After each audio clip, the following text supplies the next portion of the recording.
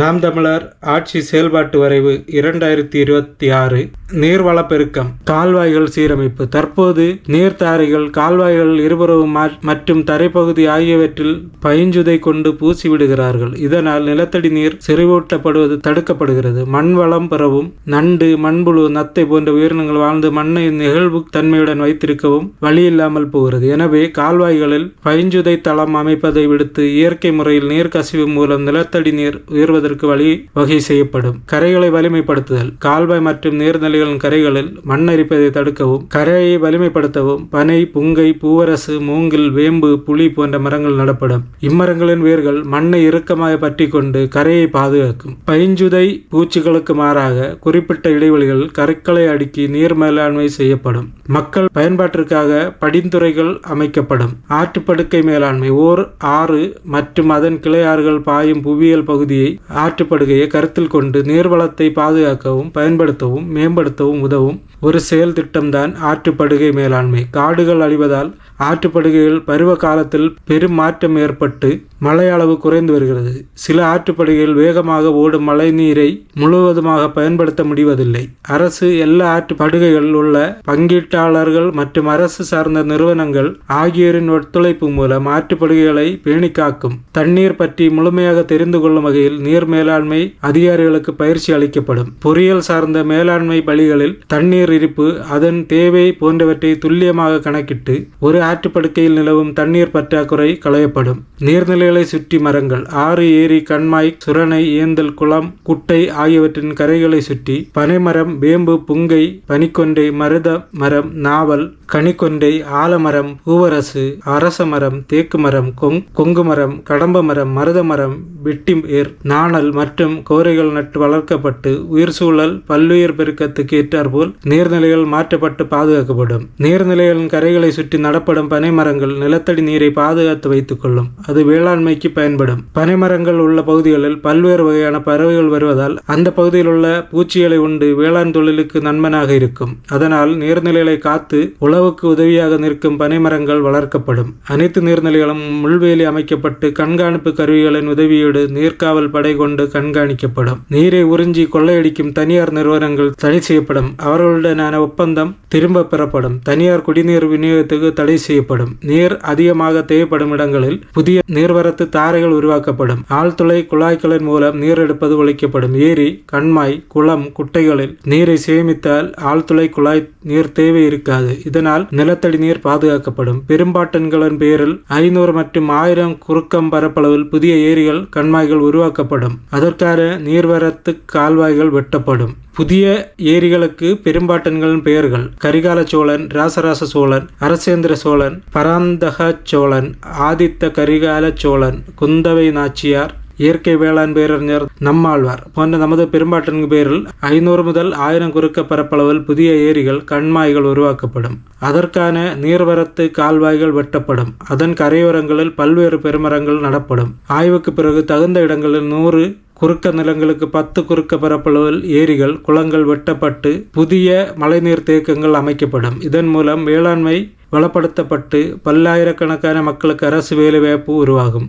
பாண்டியாறு புன்னம்புல திட்டம். 1955ஆம் ஆண்டில் திட்டமிடப்பட்ட பாண்டியாறு புன்னம்புல நீர்த்தேக்க திட்டம் கூடலூரில் இருந்து 5000 மாத்திரி தொலைவில் அடிக்கல் நாட்டப்பட்டு பல்வேறு பொய்பரப்புகளை கொண்டு கேரள அரசு கொடுத்த தொடர் அழுத்தத்தால் 1972ஆம் ஆண்டு அந்த திட்டத்தை கைவிட்டார்கள். இந்த திட்டம் நிறைவேற்றப்பட்டால் ஈரோடு, நாமக்கல், கரூர், திருச்சி, தஞ்சை உள்ளிட்ட மாவட்டங்களில் உள்ள பல ஆயிரம் குறுக்கம் வேளாண்மை நிலங்கள் பயன்பெறும். கூடலூர் உள்ளிட்ட பகுதிகள் சிறந்த சுற்றுலா தலமாக இருந்திருக்கும். மேலும் இத்திட்டம் நிறைவடைந்தால் தென்மேற்கு பருவமழையால் கேரள நிலப்பகுதி வழியாக கடலுக்கு செல்லும் சற்றொப்பா 20 கோடி கன அடி மிகை நீரை ஆண்டுதோறும் தமிழகத்திற்கு கொண்டு வர முடியும். இது தமிழகத்தின் காவிரி பாசன பகுதிகளுக்கு கூடுதல் நீர் ஆதாரத்தை உறுதி செய்யும். கேரள அரசுடன் இணக்கமான முறையில் பேசி அணை கட்டுவதற்கு மாறாக பெரிய குழாய்கள் மூலம் நீரை திருப்பி மாயாறு மற்றும் பவானி ஆறுகளுடன் இணைக்கும் மாற்று திட்டம் செயல்படுத்தப்படும். இதன் மூலம் வேளாண்மைக்காக தேவைகள் நிறைவு செய்யப்படும். சற்றே குறைய 16,000 10,000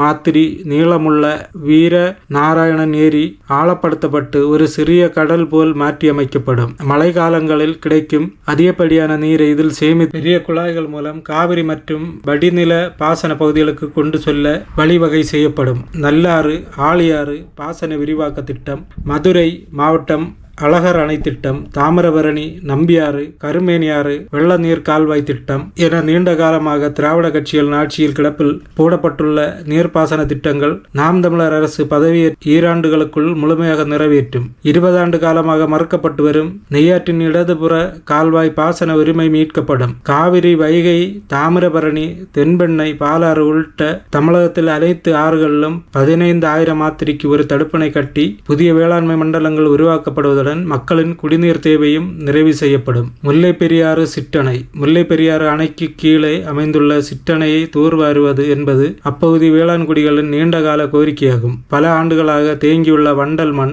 மற்றும் மணலை அகற்றுவதன் மூலம் இந்த சிற்றணையின் நீர் தேக்கும் கொள்ளளவு குறிப்பிடத்தக்க அளவு அதிகரிக்கும். புதிய நீர்த்தேக்க திட்டங்கள். சிறுவாணி அணைக்கு அருகில் தமிழக எல்லையில் புதிய அணை கட்டப்படும். சிறுவாணி மலையில் நீர்பிடிப்பு பகுதி முழுவதும் தமிழகத்தில் உள்ளன. எனவே மிகை நீர் ஆனைக்கட்டி வழியாக கோட்டத்துறை ஆற்றில் கலந்து கேரள மாநிலம் செல்வதை தடுக்க ஆனைக்கட்டியில் நீர்த்தேக்கம் அமைத்து கணுவை சங்கூர் பள்ளம் வழியாக நெய்யல் ஆற்றில் கலக்க நடவடிக்கை எடுக்கப்படும். மேலும் நெய்யல் ஆறு சாயக்கழிவுகளிலிருந்து காக்கப்பட்டு சீரமைக்கப்படும். ஆண்டு முழுவதும் மழை பெய்யக்கூடிய வால்பாறை மலைப்பகுதியில் பெய்யக்கூடிய மழை நீர் சோலையாறு வழியாக கேரளாவில் நுழைந்து கடலில் கலக்கிறது. எனவே வால்பாறையில் புதிய அணையை கட்டி அமராவதி ஆற்றில் நீரை கொண்டு வரும் புதிய திட்டம் செயல்படுத்தப்படும். விருதுநகர் மாவட்டம் திருவில்லிபுத்தூர், ராசபாளையம், சிவகாசி, அருப்புக்கோட்டை, தென்காசி மாவட்டம் வாசுதேவநல்லூர், சங்கரன்கோவில், தூத்துக்குடி மாவட்டம் கோவில்பட்டி, விளாத்திக்குளம் போன்ற கரிசல் பூமி பகுதிகளுக்கு பயன்படும் அழகர் அணை,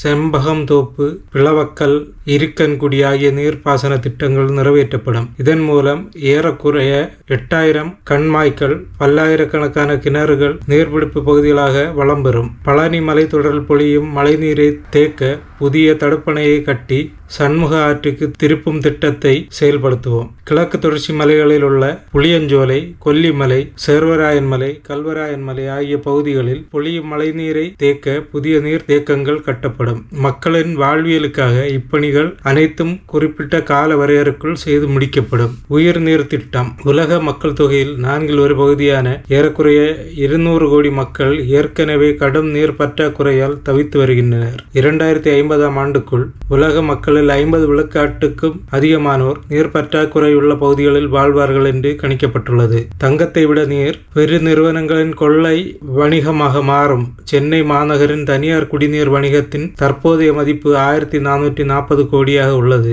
எனவே நாம் தமிழர் அரசு இப்படியான தண்ணீர் வணிகத்திற்கு தடை விதிக்கும். ஒவ்வொரு வீட்டிற்கும் அரசு இலவச தூய குடிநீர் கொடுக்கும். அதற்கான புதிய கட்டமைப்புகளை உருவாக்கும். இது பல்லாயிரக்கணக்கான புதிய வேலைவாய்ப்பை கொடுக்கும் துறையாக மாற்றப்படும்.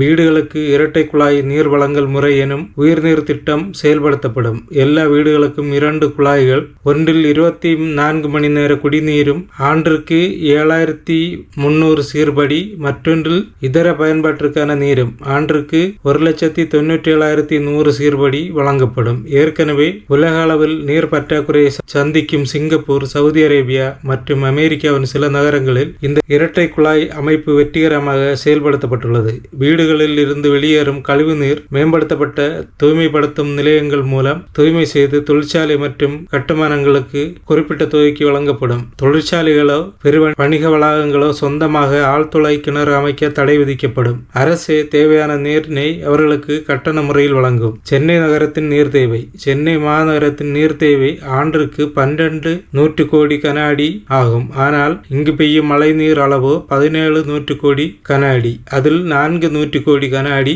அளவு கூட ஆண்ட திராவிட அரசுகள் தேக்குவதில்லை. சென்னைக்கு குடிநீர் வழங்கும் முதன்மை ஏரிகளில் படிந்துள்ள வண்டலை அகற்றினால் அவற்றில் கூடுதலாக 15 கோடி கன அடி தண்ணீரை சேமிக்க முடியும். இதன் மூலம் சென்னையின் தண்ணீர் பற்றாக்குறை நீங்கும். இதற்காக பழைய நீர்பிடிப்பு பகுதிகள் மீட்கப்படுவதோடு மேலும் புதிய நீர்பிடிப்பு பகுதிகளை நாம் தமிழர் அரசு ஏற்படுத்தும். சென்னை, திருவாரூர், காஞ்சிபுரம் மாவட்டங்களில் உள்ள நீர்நிலைகளை சரியாக தூர்வாரி பேணி காத்தால் குறைந்தது 200 கோடி கன அடி தண்ணீரை சேமிக்க முடியும். சென்னையின் குடிநீர் தேவையை நிறைவு செய்யும் பூண்டி, புழல், செம்பரம்பாக்கம், சோழவரம், செங்குன்றம் பகுதி ஏரிகள் அனைத்தும் மேலும் ஒரு மாத்திரி ஆழப்படுத்தப்படும். இதனால் நீர்பிடிப்பும் அதிகமாகும். இத்திட்டம் மற்ற மாநகரங்கள் அருகில் உள்ள ஏரிகள் செயல்படுத்தப்படும். சாலைகளில் இரு ஓரங்களிலும் மழைநீர் சேகரிப்பு தொட்டிகள், செறிவூட்டும் கிணறுகள் அமைக்கப்பட்டு மழைநீர் நேரடியாக நிலத்தடி நீர்மட்டத்திற்கு கொண்டு சேர்க்கப்படும். மரங்களின் பேய் தமிழகத்தின் சுற்றுச்சூழல் சமநிலையை பெரிதும் பாதிக்கும் காரணியாக சீமை கருவேல மரங்கள் விளங்குகின்றன.